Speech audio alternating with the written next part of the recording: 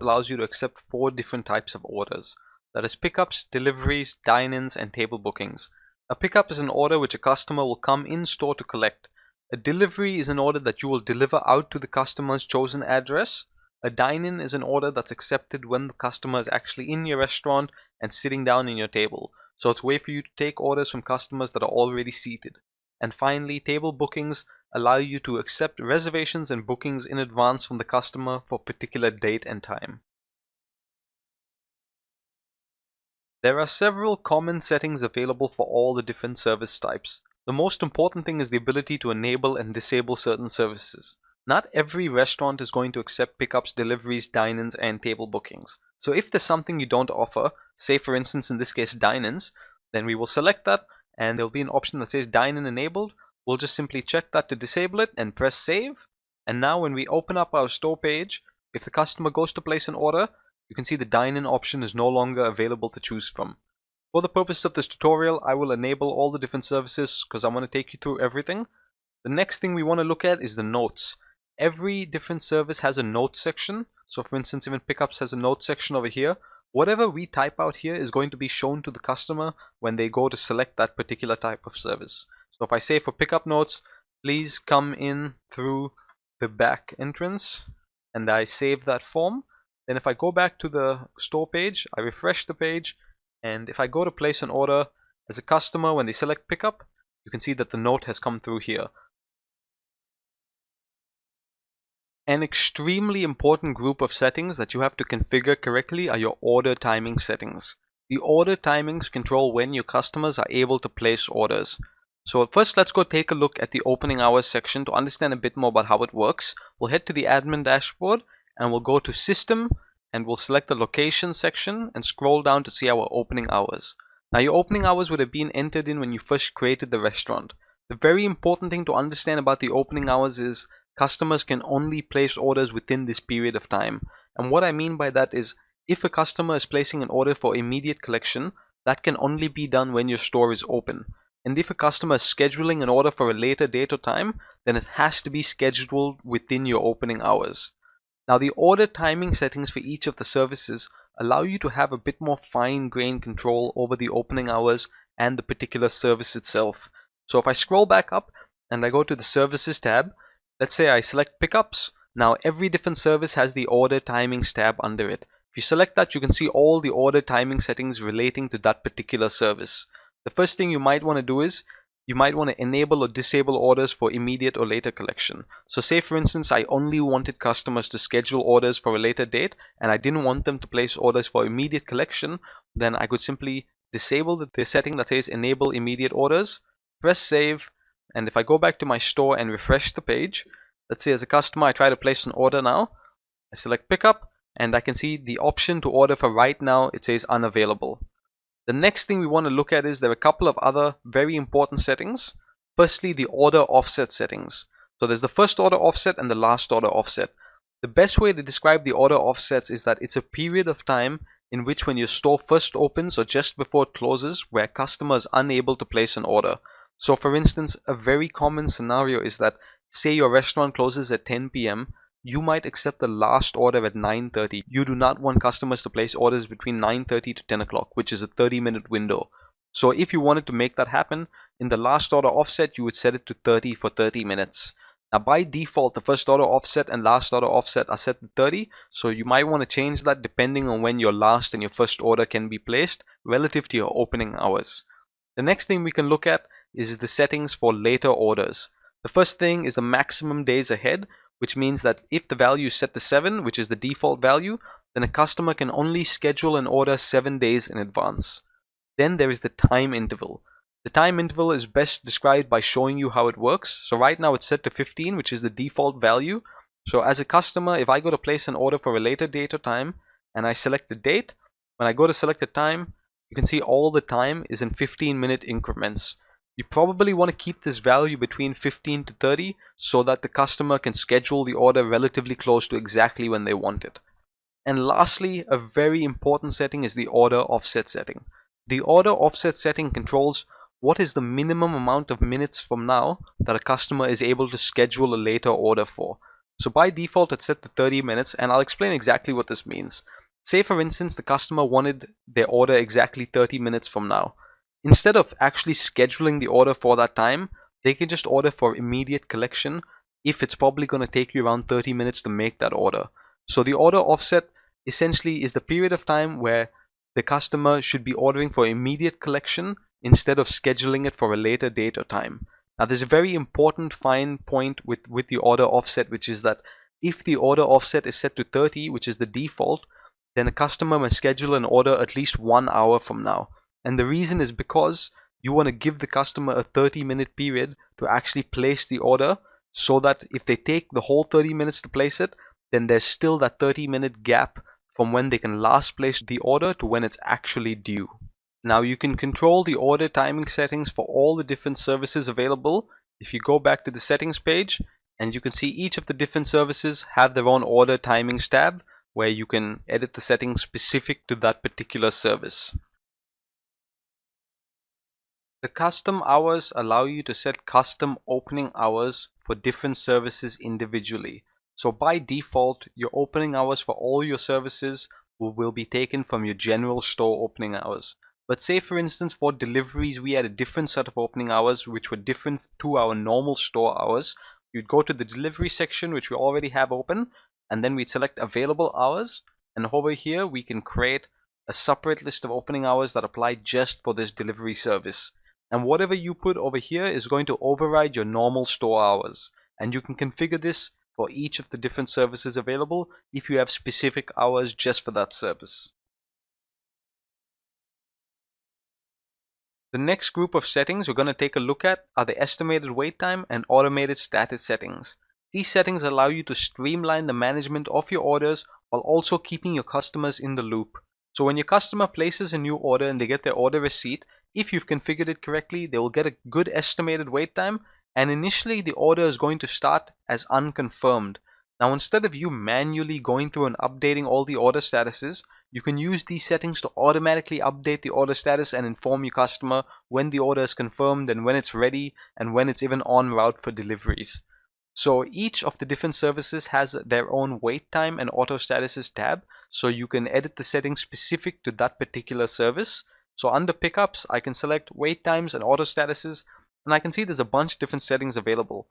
On the top, you can enable or disable automated statuses for a particular status itself.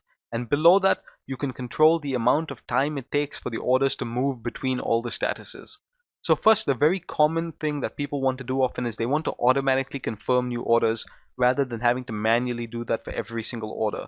So if I wanted to automatically confirm new orders, I can enable the automated confirm status, and then in the fields below where it says time till confirm, I can set the value of 0, which means that the time from when the order was placed to when the order is confirmed.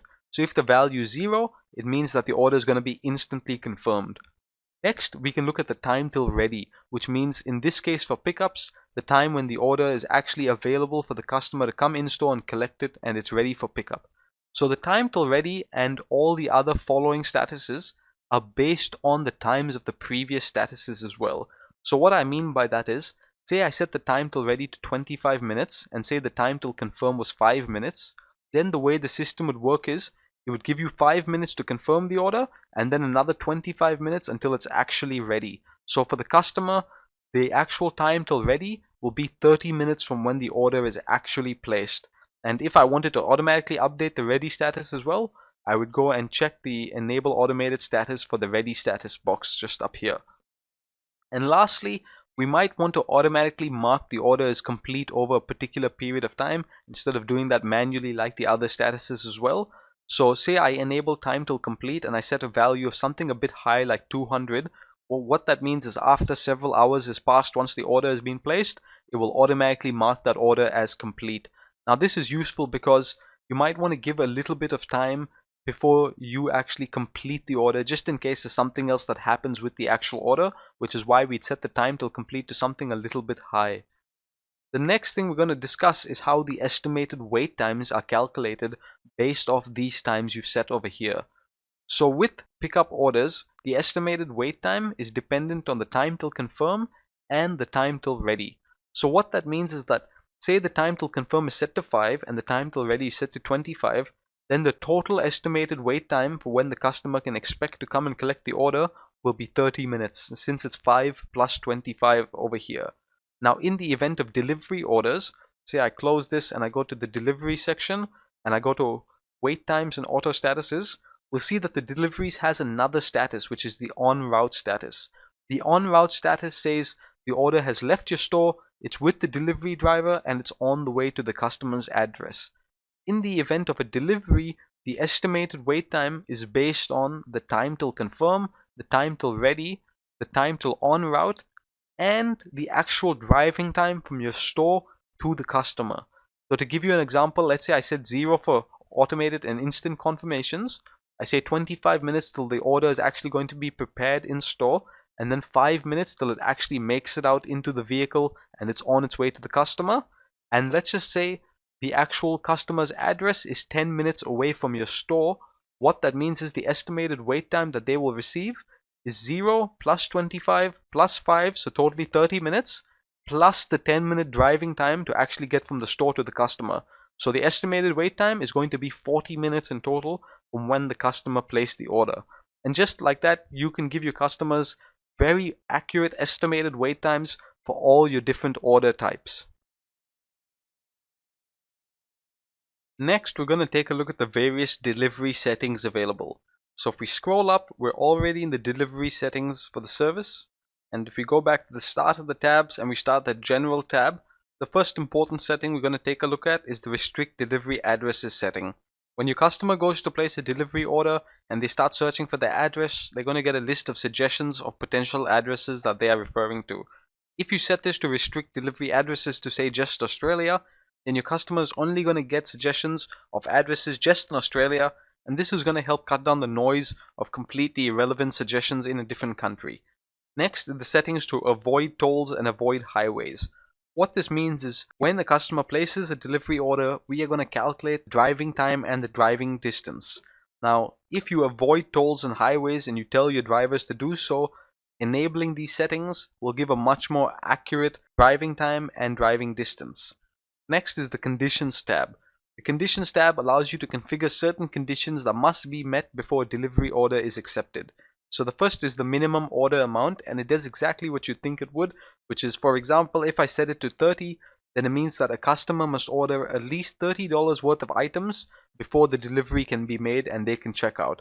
This is good to prevent low order values because you don't want to be driving somewhere and delivering an order that might just be $5, for example. Next is the max delivery distance and max driving time. So as I said before, the distance and the driving time are calculated for the delivery order, and if the distance and driving time exceeds this, then the order will be rejected. Now this is very helpful in particular with the driving time because, say for instance the customer is still within your delivery distance, but there's a big traffic jam, then Google is going to let us know that there's a traffic jam and the driving time might be 90 minutes, say, even though the distance is within store range, but the order will still be rejected because it doesn't meet the max driving time criteria.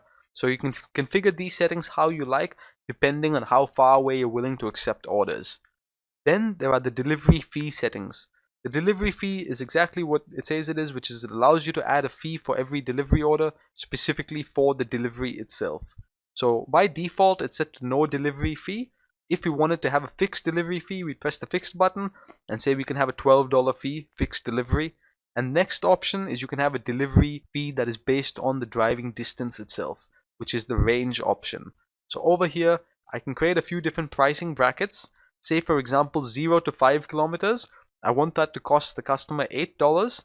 If the order is between 5 to 8 kilometers, I'm going to charge a $12 delivery fee. And finally, if the order is between 8 to 12 kilometers, say, I'm going to charge a $15 delivery fee, which is what this means over here. And last, there is the free delivery amount, which means that if the customer's cart total exceeds this value, then the delivery fee will be voided and the customer will be given free delivery. So say you want to encourage larger orders, we set a free delivery amount to 60, the customer orders more than $60 worth of items, they're going to get free delivery. Lastly is the delivery zones. So the delivery zones allow you to configure specific areas at which you will accept deliveries within, and whatever delivery zones you configure will overwrite your delivery condition settings and will overwrite your delivery fee settings, because you can set a particular fee for each of the zones. Now we'll cover how to actually create delivery zones in a separate tutorial video, but you can just read the instructions over here and follow them, and then come and upload your delivery zone file, and it's going to automatically map out your zones and only allow customers to order within that. The next thing we're going to take a look at is the dine-in table setting. So I will close the delivery settings over here, and I will open the dine-in section, and I will head to the tables tab. So when a customer is placing an order from a table, they have to be able to select their table and then proceed with the order, so that you also know where to send the actual order out to. So to give you an example, I will create 3 tables, and I will give them a name of A, B, and C. And so when a customer comes to order, they'll be able to pick between table A, B, and C. Now to prevent spam orders, I can also add a table password. So say for table A, I add a password of 123. What this means is when a customer selects table A, they will be prompted to enter the table password, and only when they enter the password, then they can proceed with the actual order. So on the table, you probably want to have a stand that has the table name and the table password, so a customer is able to enter those details in and then proceed with their order. Now to make it even more streamlined for the customer, you can use this order URL over here. If the order URL is visited, then the order will automatically be configured to this particular table. The customer doesn't have to configure the order, they can straight away just add the items to their cart and check out easily. So this order URL ideally can be embedded in something such as a QR code or an NFC tag in your actual order stand, so a customer can visit your store and they can just simply scan the QR code on the table or tap their phone if it's NFC enabled, and it's going to straight away take them to the online store for them to place the order without having to configure anything. So if I save this and I copy this order URL and I paste it in my browser, we'll see that when the customer visits the store, there is no need to configure the order as you usually would with the book and order button at the top. It's already showing the cart. The customer can straight away add the item they want and they can check out without needing to configure anything, and the table is already set to table A. The last thing we're going to take a look at are the table booking settings. So we'll head back to the admin dashboard and we'll open up the table booking section. So the most important thing that you can really customize here is the ability to limit the number of people allowed in one particular booking. So we can do that by entering the limit number of people over here. So say I put a value of 10. When a customer goes to make the reservation, they have to enter how many people are going to be part of the reservation. And if that amount exceeds your limit the number of people, then the customer will get a warning saying that we only allow a maximum of 10 people in one booking. Next is the booking timings, which you can click the tab booking timings over here.